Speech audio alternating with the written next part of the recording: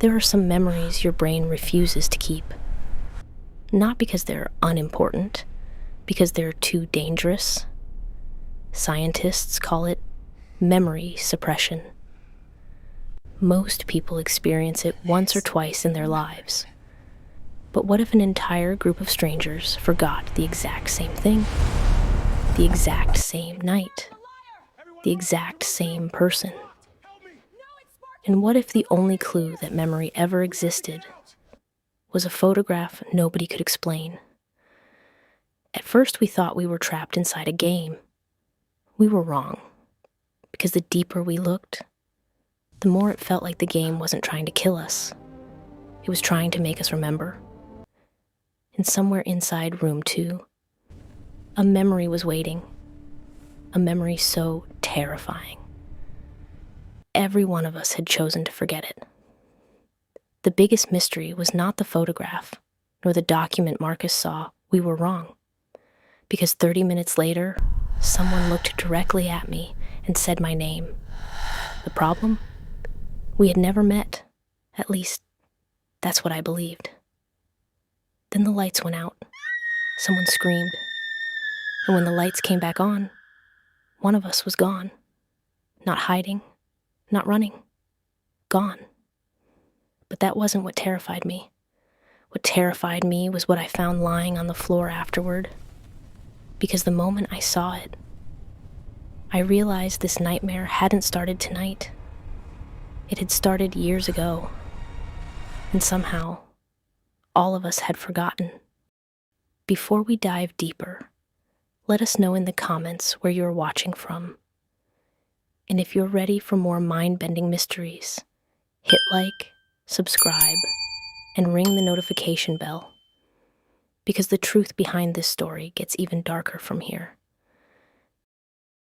The scream lasted less than 2 seconds, then silence. Absolute silence. Darkness swallowed everything. I couldn't see my own hands. I couldn't see the walls. I couldn't even tell if my eyes were open. My heart hammered in my chest. Around me, I heard breathing.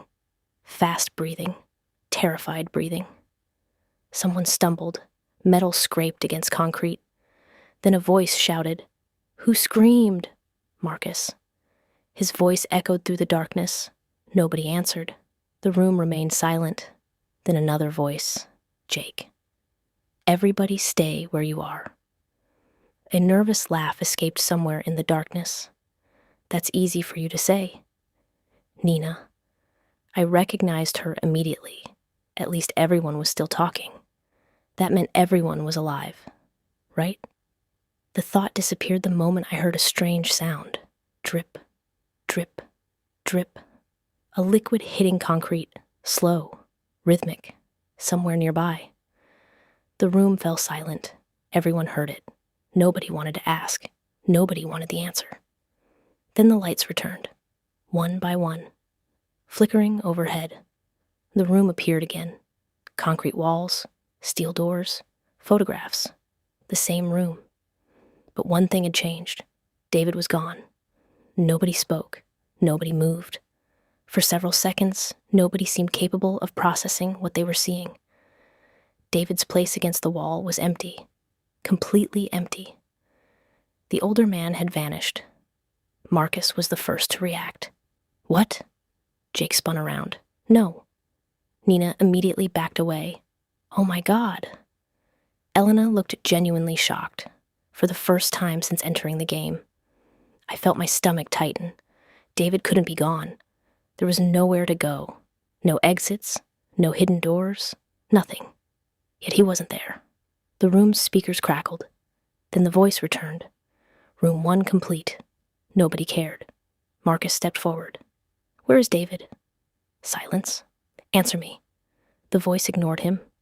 5 participants remain. The room froze. 5. Not 6. 5. The voice continued. "Proceed to room 2. Jake looked around. He was just here. Nobody answered, because everybody knew. David had been standing with us moments ago. Then the lights went out. Then he disappeared. The voice returned. Proceed to room 2. Marcus clenched his fists. What did you do to him? No answer. The hidden doorway at the far end of the room slowly opened. Beyond it stretched another corridor, longer than the first, darker than the first, waiting. The voice spoke one final time. The game continues. Silence. Then Marcus started walking. Nobody stopped him. Nobody wanted to stay. One by one, we followed.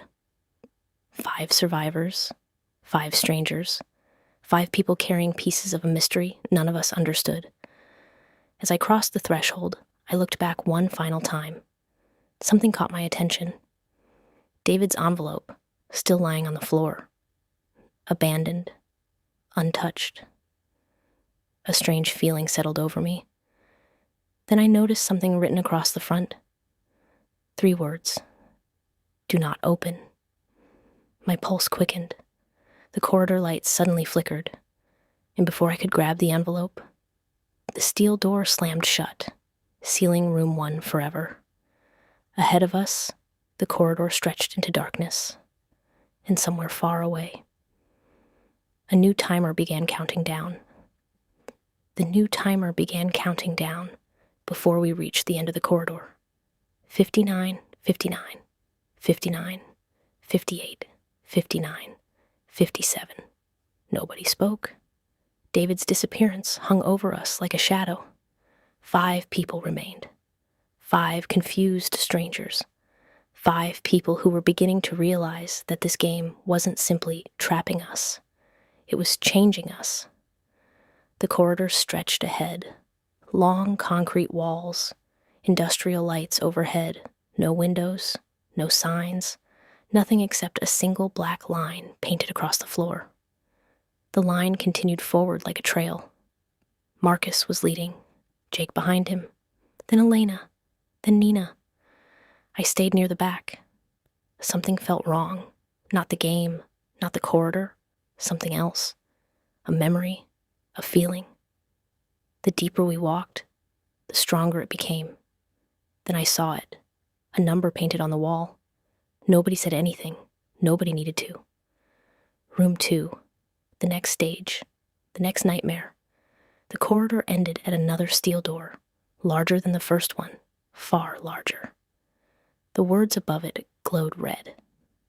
Room 2, the trust test. Marcus laughed once. Nobody joined him. Of course it is. Jake looked exhausted. I already hate it. The steel door unlocked. A loud metallic sound echoed through the facility. Then the door slowly opened. The room beyond was enormous, at least 3 times larger than room 1, circular, concrete, cold. 12 cameras watched from above. In the center stood a large round table. 5 chairs, exactly 5. The moment we entered, the steel door slammed shut behind us. Nobody flinched this time. We were getting used to it. That terrified me more than anything. The voice immediately returned. Welcome to room 2. Nobody answered. The voice continued. Please take your assigned seats. Lights illuminated the chairs. Each had a name. Mara, Jake, Nina, Marcus, Elena, no David. The reality hit all over again. He was gone. Slowly we sat down. The moment everyone was seated, metal restraints snapped around our wrists. Clack, clack, clack. 5 locks, 5 prisoners. Marcus immediately pulled against them. Seriously? The restraints didn't move. The voice continued. Room 2 measures trust. Jake sighed. I had a feeling. The lights dimmed. The center of the table began to glow. A screen appeared, then a photograph. The room froze. Because it wasn't a photograph from years ago. It wasn't a future photograph. It was a live photograph, taken only seconds earlier. The 5 of us sitting at the table, watching ourselves. Then another image appeared, and another, and another. Hundreds of photographs, thousands, every possible angle, every expression, every movement. Nina looked horrified. They've been watching us. The voice responded instantly. Correct. The room went silent. The voice continued. You have always been watched. A chill spread through my body. Always? What did that mean? The screen changed. One sentence appeared. The liar is still present. Nobody moved. Nobody blinked. The room felt smaller. The air felt heavier. Marcus looked around. We already know that. The screen changed. Do you? Silence. Jake looked at Elena. Elena looked at Marcus. Marcus looked at me. I looked away. The game was doing exactly what it wanted, turning us against each other. The screen changed again. Round 1.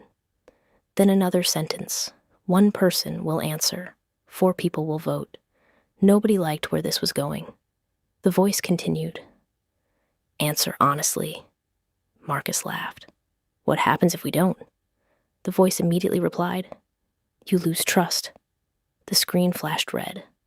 Then a new image appeared, a familiar face. My stomach dropped.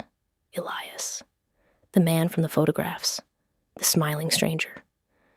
The man all of us somehow remembered. The room became silent. Nobody looked away. For the first time. The game was finally showing us the face we feared most. Elias smiled from the screen. Then he spoke. And hearing his voice made every memory fragment inside my head come alive. Hello again. The room froze, because he hadn't said hello. He'd said, hello again. Nobody breathed. Nobody moved. The moment Elias spoke, something happened inside my head. A flash, a memory, a steel hallway, blood on concrete, someone screaming. Then it was gone. The pain hit instantly. I grabbed the side of my head. Across the table, Jake did the same. So did Nina. Marcus squeezed his eyes shut. Even Elena looked shaken.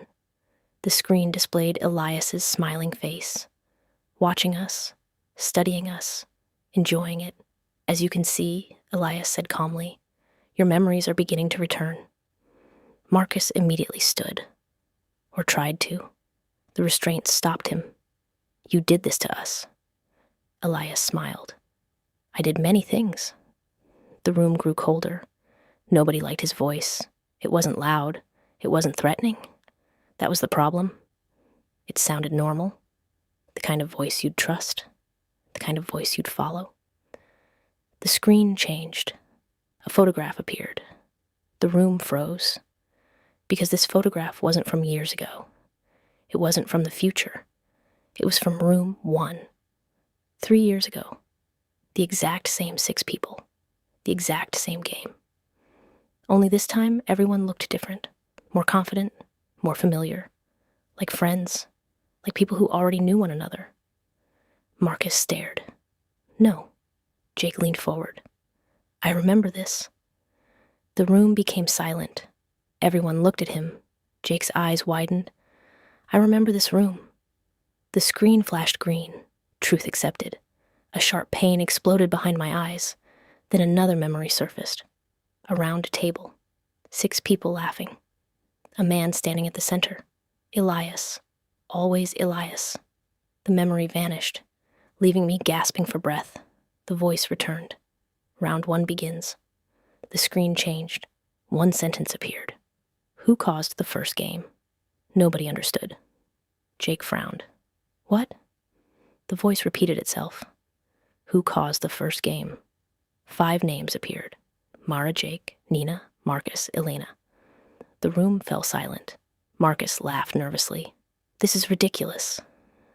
The screen remained unchanged. Then another sentence appeared. 1 name is correct. My stomach dropped. Elias smiled. Trust is earned. The screen changed again. Or destroyed. Nobody spoke. The game wanted us accusing each other. Exactly what Elias wanted. Jake shook his head. I'm not doing this. The screen flashed red. Timer penalty pending. Jake immediately stopped talking. Marcus rubbed his face. We need to think. Elena finally spoke. No. Everyone looked at her. Elena stared at the photograph, then at Elias, then at us. We need to remember. Nobody answered, because deep down we knew she was right. The answers weren't hidden. They were buried, inside our own memories. The game wasn't testing us. It was forcing us to remember. Elias smiled wider, as if he knew exactly what we were thinking. Then another image appeared, a hospital room. I froze. The same hospital room from my photograph, the same room from my bracelet, the same room from my note. Patient exhibits severe memory suppression. The words appeared beneath the image. My blood ran cold. Then another sentence appeared. Patient requested memory removal. The room froze. I stopped breathing. Requested? Requested? No, that wasn't possible. Why would anyone choose that? Marcus looked at me. What does that mean? I couldn't answer, because I didn't know. Or maybe I did. Maybe I just didn't want to know. The screen changed. Another photograph. This one showed Jake, sitting across from a doctor, then Nina, then Marcus, then Elena. Every one of us. Hospital records, medical evaluations, memory treatment. The room became silent, because suddenly the impossible truth was staring us in the face. We hadn't lost our memories. Someone had removed them, and according to the records, we had agreed to it. No. Nina shook her head. No way. The screen flashed green. Truth accepted. Even the game knew she didn't believe it. The voice returned. Participants voluntarily underwent memory suppression following Incident 0. Nobody moved. Nobody spoke. Incident 0. The words echoed through the room. Marcus looked at the screen. What happened during Incident 0? The screen immediately went black. For several seconds, nothing happened. Then a video began playing. The footage was shaky, old, distorted. A date appeared, 3 years earlier. The room froze, because all 6 of us appeared on screen, including David, alive, smiling, talking, walking through a steel doorway.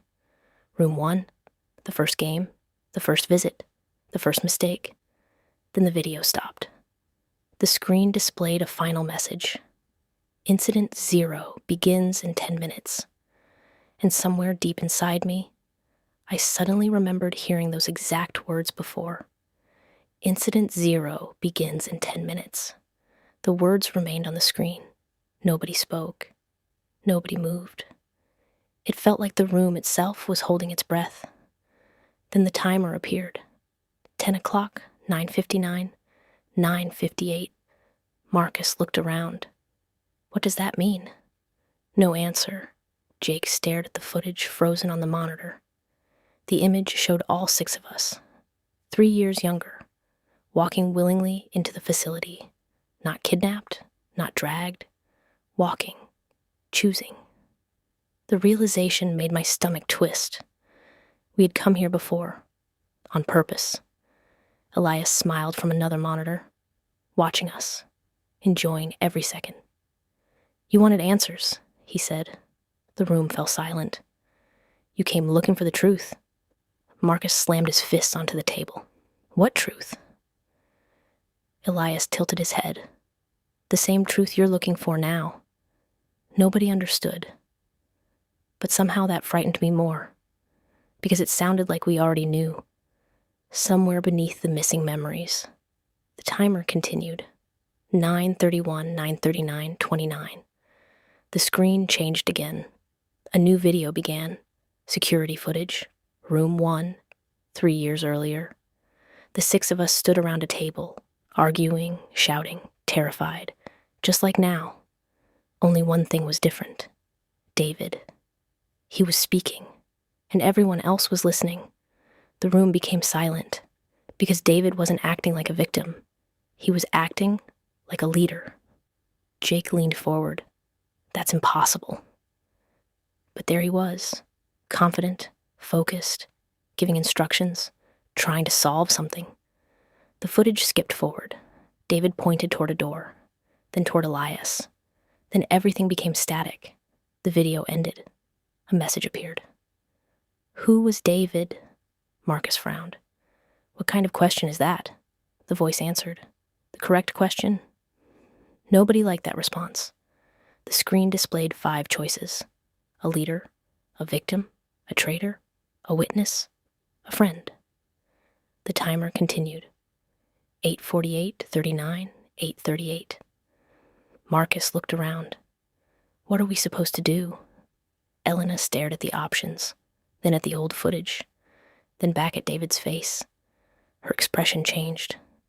She remembered something. I could see it. Jake saw it too. What is it? Elena hesitated. For several seconds she said nothing.